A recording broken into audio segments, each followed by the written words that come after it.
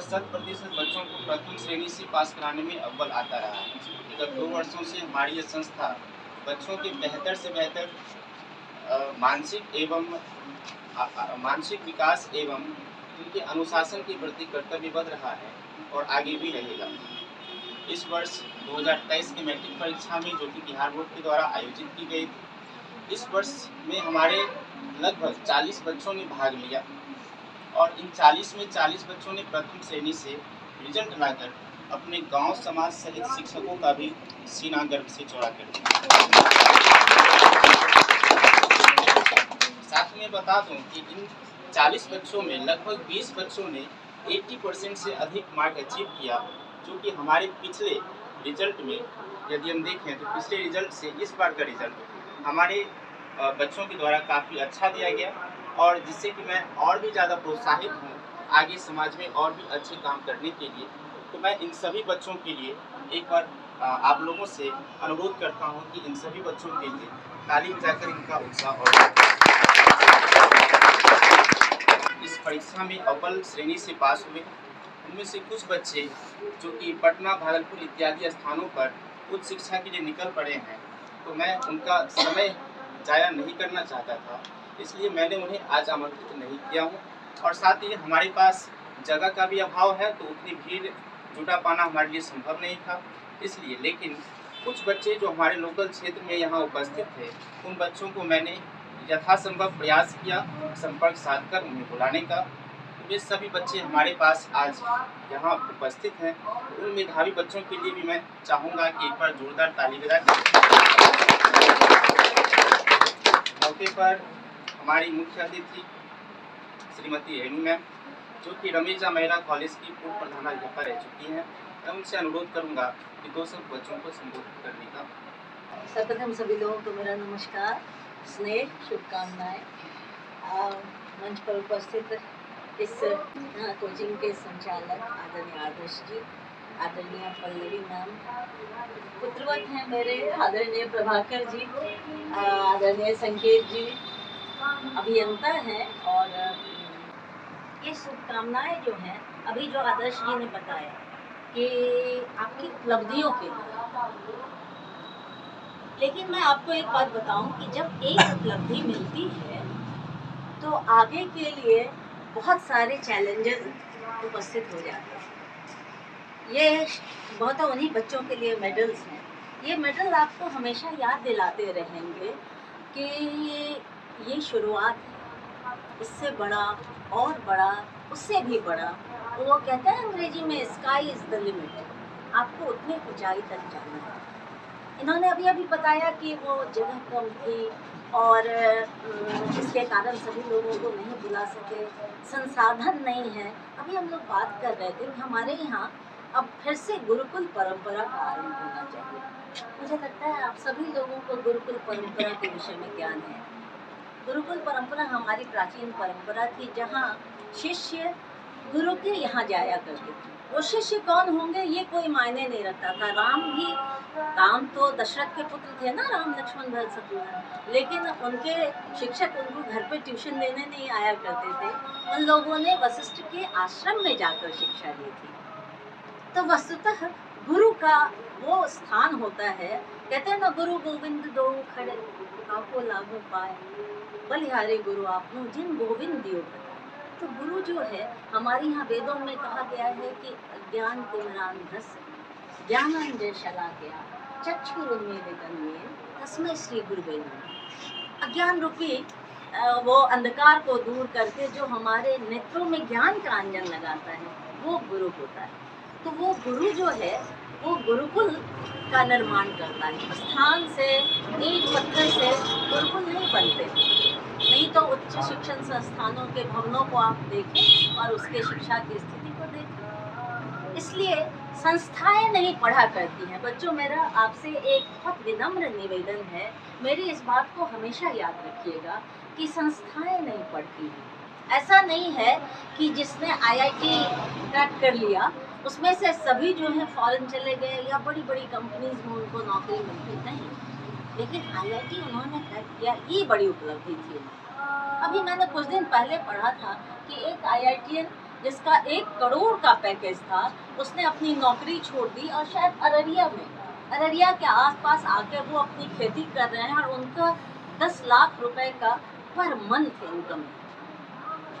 तो अभी क्या है ना, हम लोग अभी चर्चा भी कर रहे थे कि अभी की स्थिति में हमें लगता है कि डॉक्टर हो, इंजीनियर हो, या ये पढ़ाई जो है यही हमें आगे पहुंचा सकती है। और उससे भी नहीं तो थोड़ा ग्रेजुएशन कर लिया तो आप देखेंगे कि 10-10 साल बच्चे गार्जियन का पैसा लेकर और यूपीएससी की तैयारी कर रहे हैं, और पता चलता है वो 10 साल तो उनके बर्बाद हुए ही, लेकिन फिर आगे उनके हाथ में कुछ भी नहीं रहा। इसलिए मैं बार बार कह रही हूँ कि पढ़ता हमेशा छात्र ही है, और छात्र को पढ़ने के लिए उसकी इच्छा शक्ति आवश्यक है, उसकी दृढ़ता, उसका समर्पण, उसकी निष्ठा, ये आवश्यक होता है। आवश्यक ये नहीं है कि आप किस संस्था में पढ़ते हैं। और हम लोग तो उस परंपरा के लोग हैं जहाँ एक व्यक्ति बहुत अदने से, एक छोटे से गांव में रहने वाला व्यक्ति, अखबार बेचकर अपनी जीविका चलाने वाला व्यक्ति देश के सर्वोच्च पद पर आसीन होता है। ये उसकी उपलब्धि नहीं है। मैं एपीजे कलाम की बात कर रही हूँ। उनकी उपलब्धि ये है कि भारतवर्ष में ही नहीं, पूरे विश्व में मिसाइल मैन के रूप में जाना जाता है। ये उपलब्धि होती है। तो हम उस परंपरा के लोग हैं। तो हमारे लिए कहाँ है कि वो कितने बड़े स्कूल में हम पढ़ते हैं, कितनी बड़ी संस्था से हम पास आउट हुए हैं। हमारे लिए आवश्यक यह है कि हमें जिज्ञासा कितनी है, हमें चेतना कितनी है, हम कितना क्या आगे बढ़ के करना चाहते हैं। और मित्रों, एक बात मैं आपको और बता दूं, शिक्षा का उद्देश्य सिर्फ ये नहीं है कि हमने पढ़ लिया, एक अच्छी सी नौकरी कर ली और फिर एक अच्छी सी जिंदगी अपना बिता ली। नहीं, हम सामाजिक लोग हैं। कहते हैं ना, मनुष्य एक सामाजिक प्राणी है। बचपन से पढ़ा होगा समाजशास्त्र में। तो सामाजिक प्राणी का मतलब क्या होता है? जिस समाज ने हमें जन्म दिया है, हमारा उसके प्रति एक उत्तरदायित्व भी होता है। तो हम जो भी करें उसका असर उस समाज पे पड़ना है। इसलिए शिक्षा का जो मुख्य उद्देश्य है, गांधी ने कहा, विवेकानंद ने कहा, वो क्या है? चरित्र निर्माण। और चरित्र निर्माण कैसे होगा? हमें नैतिक दायित्व बोध होना चाहिए। आदर्श सद ने आपको इतनी परेशानियों में, इतनी छोटी सी जगह में पढ़ाया, और आज उन्हें ये गर्व हो रहा है कि हमारे इतने बच्चे 80% अंक लेकर बाहर गए या उन्होंने अपनी जो है सफलता प्राप्त की। आप उन्हें क्या देंगे? नहीं। फिर इसके बाद आप भूल जाएंगे कि इसके बाद हम गए थे और कहाँ से हमने पढ़ा था। फिर वो सत्यमेव जयते, वो कोचिंग इंस्टीट्यूट आप भूल जाएंगे। आपको पता है ये सत्यमेव जयते शब्द कहाँ से लिया गया? किसी को पता है? मुंडकोपनिषद से। नहीं, मैं आपसे नहीं पूछ रही, मैं हमारे बच्चों को पता होना चाहिए। हमारे यहाँ वेद हैं, शास्त्र हैं, पुराण हैं, उपनिषद हैं, ये सभी ज्ञान के भंडार हैं। वो सभी ज्ञान जो आप इन दिनों मोबाइल में ढूंढते हो ना, वो सारे ज्ञान वहाँ पड़े हैं। इसीलिए मैं कह रही हूँ कि हमें गुरुकुल परंपरा में फिर जाना चाहिए, जहाँ आंतरिक ज्ञान का उन्मेष होता है और व्यावहारिक ज्ञान की दीक्षा दी जाती है। और वो व्यावहारिक ज्ञान के लिए आवश्यक नहीं है कि संसाधन कितने हैं, आपके पास पैसे कितने हैं, ये महत्वपूर्ण नहीं है। महत्वपूर्ण ये होता है कि आपकी जिज्ञासा, आपका ज्ञान और आपकी दृष्टि कितनी विशद है। तो फिर जो है आपके लिए नए पटल उद्घाटित होते रहेंगे और आप लोगों के लिए एक उदाहरण बनेंगे। इसीलिए मैंने कहा कि समाज के प्रति भी आपका ही दायित्व है। ये बहुत ही अच्छा अवसर है, लेकिन आप सिर्फ इससे खुश मत होइएगा कि आप पुरस्कृत हो रहे हैं। आपको ये हमेशा यहीं से निकलेगा तो मानिए कि आप पर एक बोझ डाला जा रहा है कि आप इस संस्थान के ऋणी हुए। और ये ऋण आपको कैसे उतारना है? आप कुछ बहुत अच्छा करके, बहुत आगे जाकर, और तब अगर याद किया कि हाँ, हम लोगों ने शुरू में आदर्श सर से पढ़ा था, तो बस यही एक शिक्षक की उपलब्धि होती है। इसके बाद न तो आपसे पैसे चाहिए, ना आपसे अन्य किसी चीज़ों की अपेक्षा है।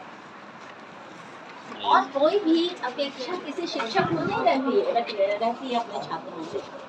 शिक्षक सिर्फ ये चाहता है कि उसका छात्र अनुशासित हो, जीवन में सफल हो, सामाजिक दायित्व बोध हो, उसका नैतिक आचरण अच्छा हो, मैं बार बार नैतिक चर्चा इसलिए कर रही हूँ बच्चों, क्योंकि आपके नैतिक आचरण के निर्माण से हमारा सामाजिक राष्ट्रीय चरित्र निर्मित होता है।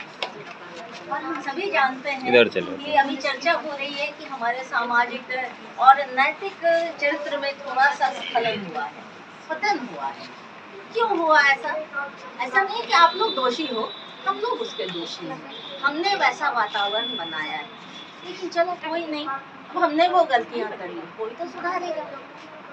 तो वो दायित्व भी आपका है, आप ही को वो भी सुधारना है, क्योंकि हम अभी एक वैश्विक गांव में रह रहे हैं। हमें प्रतिस्पर्धा भी करनी है, हमें अपने को इस योग्य भी बनाना है कि जब हम विश्व गुरु कहलाते थे तो कितना गर्व होता पढ़ के, हम भारत कभी विश्व गुरु था, कभी क्यों नहीं, आज क्यों नहीं, आज भी हो सकते हैं ना।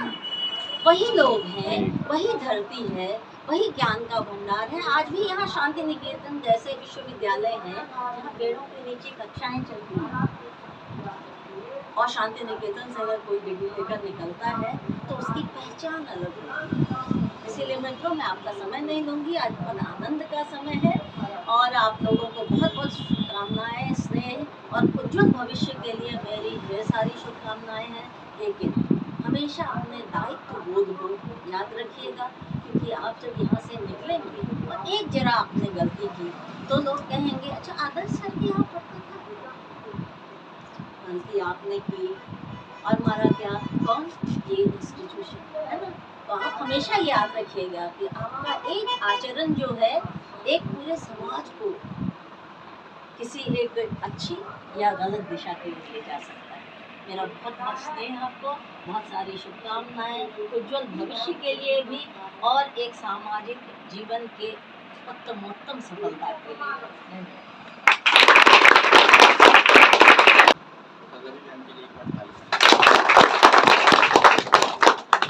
इस सभा में उपस्थित आदरणीय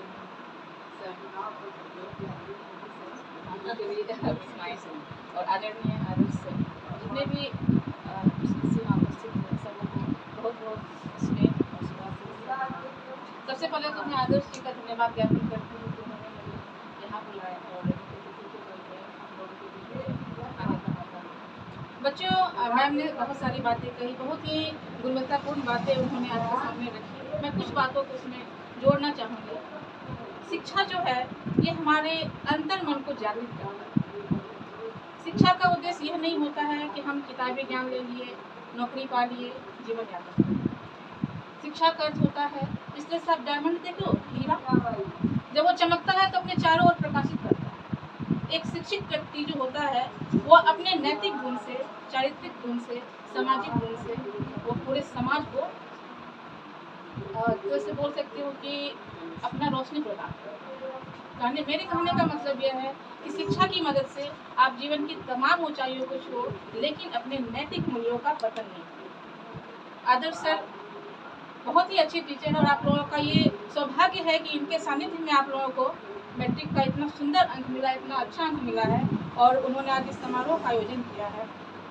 यह सफलता सिर्फ आपकी नहीं है, यह सफलता इनकी भी है, क्योंकि मैं भी एक टीचर हूँ और एक टीचर होने के नाते मुझे यह महसूस होता है, क्योंकि मैं CBSE बोर्ड की टीचर हूँ, थी पहले, और वो गुण अभी भी है। जब CBSE बोर्ड वालों का रिजल्ट आता है तो मेरा प्राण हलक में अटका है। तो मतलब बच्चों से ज़्यादा क्यूरियोसिटी मुझे होती है कि क्या रिजल्ट हो। अभी भी रिजल्ट आने वाला है कुछ समय में, और वो एक तरह से कौतूहल मेरे अंदर है कि क्या होगा। एक शिक्षक की दशा मैं समझ सकती हूँ। और बेटा, शिक्षक जो है, चाणक्य की एक बात मुझे हमेशा याद आती है, प्रलय और निर्माण शिक्षक की गोद में पड़ती है। एक शिक्षक ही ऐसे हैं जो आपको दुर्गम से दुर्गम स्थिति से बाहर निकाल सकते हैं। माता पिता के बाद अगर किन्हीं का स्थान है मेरे नज़रिए में तो आपके घर। वैसे तो गुरु का स्थान ईश्वर से भी ऊंचा है, लेकिन याद रखिएगा हमेशा जो आपके पथ प्रदर्शक हैं, माता पिता और गुरु, उनका सम्मान आप कभी भी खोने नहीं दीजिएगा। आपके उज्जवल भविष्य की मैं कामना करती हूँ और उम्मीद करती हूँ कि जीवन में कहीं भी रहिएगा अपने सर को हमेशा याद रखिएगा, इस संस्थान को हमेशा याद रखिएगा, क्योंकि सत्य की हमेशा जीत होती है। यही आपके संस्थान का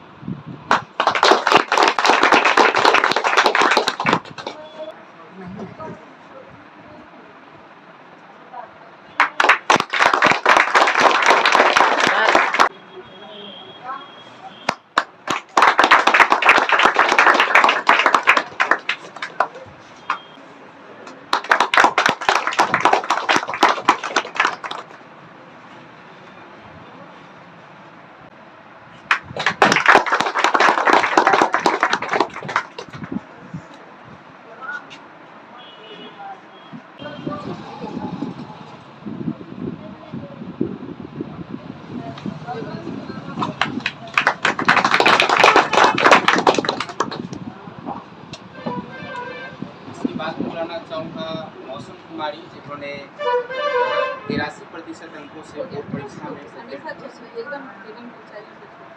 मौसम कुमारी के लिए एक बार तालियां।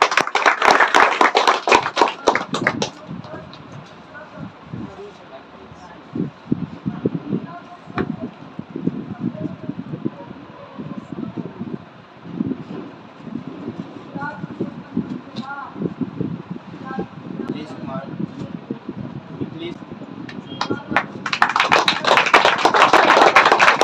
खुश हो जाइए और आपको शुभकामनाएं।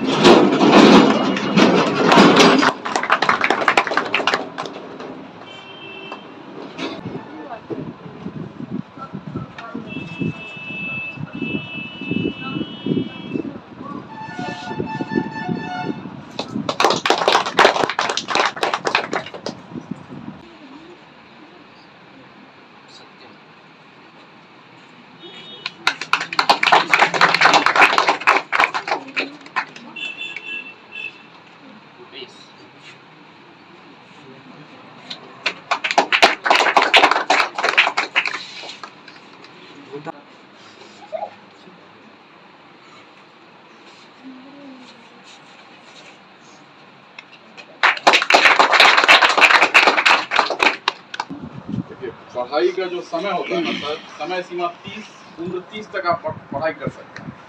और जीवन में जो है ना, सब चीज़ निर्धारित है। हमको कितना हंसना है, कितना रोना है, कितना गाना है, हमको जीवन में कितना कुछ करना है। वो पढ़ाई का भी एक समय है। अब हमको पढ़ाई कितना लंबा करना है। अगर हम पढ़ाई इस 2 साल जो आप 10th लोग पास किए हैं, ये आप 11th-12th जो अगर उसमें मेहनत कर दिए तो जीवन में फिर आपको नहीं पढ़ना है। ये 2 साल बहुत महत्वपूर्ण है, इस चीज़ को समझिएगा। और इस चीज़ को समझने के लिए वो जो चाहिए डिसिप्लिन, वो सर आपने दिया है सारे बच्चों को, देख के लग रहा है। उसके लिए बहुत बहुत धन्यवाद आपका। एक और बात कि किसी भी एग्ज़ाम को हम लोग पढ़ते हैं तो एग्ज़ाम में पास होने के लिए, कुछ बड़ा बनने के लिए, चाहे इवन IAS की पढ़ाई हो, तो कोई अगर कहे कि हम 1 साल में उसको पढ़ के निकाल लेते हैं, ये गलत है। उसको भी पास करने के लिए आपको जीवन में 5 साल लगाना पड़ेगा। उस 2 साल प्रिपरेशन करने में और 3 साल माइंड को उस हिसाब से ढालने में, अपने दिमाग को उस जगह पे लाने के लिए आपको 3 साल मेहनत करना पड़ता है। वो यही क्षण है जब आप समझेंगे 10th के बाद। अब जब आप 11th में गए हैं तो यहाँ आपको ये समझना है कि हमको जीवन में करना क्या है, हमको पाना क्या है। ये 3 साल 4 साल अगर आप अपने दिमाग को उस जगह लेके चले जाएंगे तो आप मान के चलिए ग्रेजुएशन जिस दिन आप कंप्लीट करेंगे और उस बार आप एग्जाम देंगे UPSC का, और इसी 40-50 बच्चों में से कोई एक बच्चा UPSC, 2 बच्चा UPSC क्रैक कर लेगा, तब आदर्श सर को जो है हम लोग बधाई देंगे पूरा बढ़िया से।